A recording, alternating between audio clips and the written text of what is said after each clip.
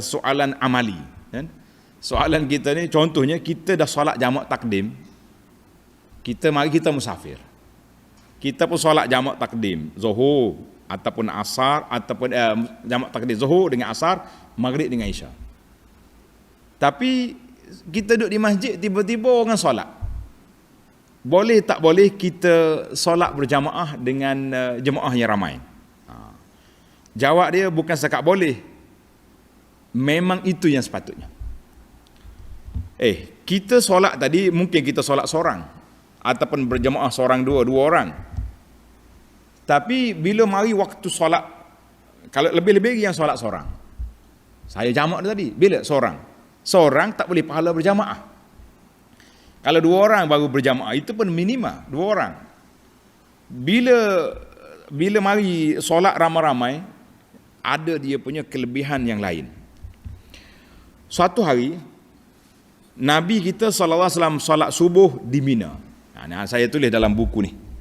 Bagi jemaah yang ada buku Mekah, ni baca dalam buku ni di peristiwa di Mina. Di buku ni alhamdulillah saya usahakan supaya jemaah yang pergi Mekah dan kembar dia buku Madinah tidak kesunyian. Mana yang ada guide. Duduk di Mina apa aku nak buat? Buka, ada cerita melontar, ada cerita sembelih korban, ada cerita Nabi jumpa dengan sahabat ni. Waktu Nabi solat subuh di Mina, selepas solat dia tengok dua orang tak solat duduk di belakang. Faqal, Nabi kata panggil mari sini. Nabi tanya, "Ma mana'akum an tusalliya ma'ana?" Kenapa kamu tak solat bersama kami?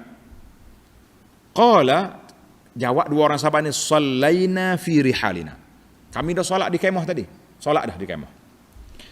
Nabi SAW berkata, "Iza sallaituma fi rihalikuma."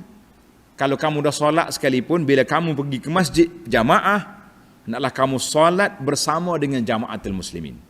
Jadi dia kata tadi, yang tadi betul lah solat, tapi yang kedua ni jadi sunat, tapi pelengkap kepada yang pertama.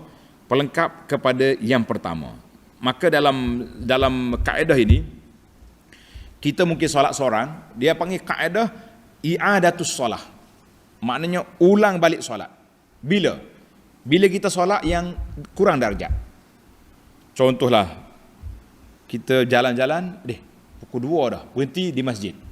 Kita pun solat zuhur seorang kita. Tiba-tiba datang satu kumpulan nak solat zuhur berjamaah. Elok kita ulang balik solat.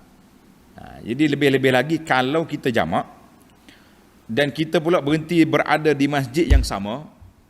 Jadi kalau kita tak solat, janggal orang tengok, apa ni, dia ni tak solat ni. Ana jumpa satu kumpulan, ini orang panggil realiti lah.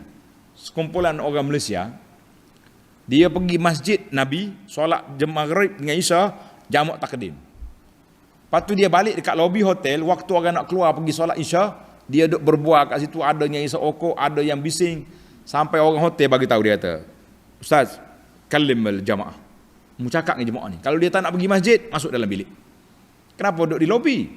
Dia kata sebab dari sudut etika, orang pergi masjid kau duduk buat kat sini, tak comel.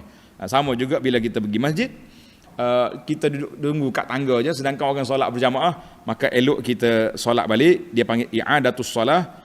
Yang pertama tadi solat fardu dah selesai, tapi ini pelengkap menyempurnakan solat kita yang tadi. Jadi alhamdulillah itu dari sudut alam nyata lah, alam realiti amali. Musim PKP, tak boleh bawa anak ke masjid. Kadang-kadang wanita pun tak sempat nak pergi. Kita boleh pergi, terhad lah dengan daftar kan, dululah. Jadi eloknya suami pergi solat dengan imam, meriahkan masjid, isteri dengan anak-anak tunggu di atas tikar solat, di atas sejadah. Lepas dia solat, dia balik semula ke rumah, dia solat jadi imam kepada keluarga dia. Kenapa 2 kali? Dia kata tidak jadi masalah. Ada beberapa orang sahabat, dia sayang nak tinggal berjemaah dengan Nabi SAW di masjid, dia mari solat. Lepas solat, dia naik dia punya dongki, lari cepat balik ke kampung dia, jadi imam di kampung. Itu dibenarkan. Kita kata alhamdulillah.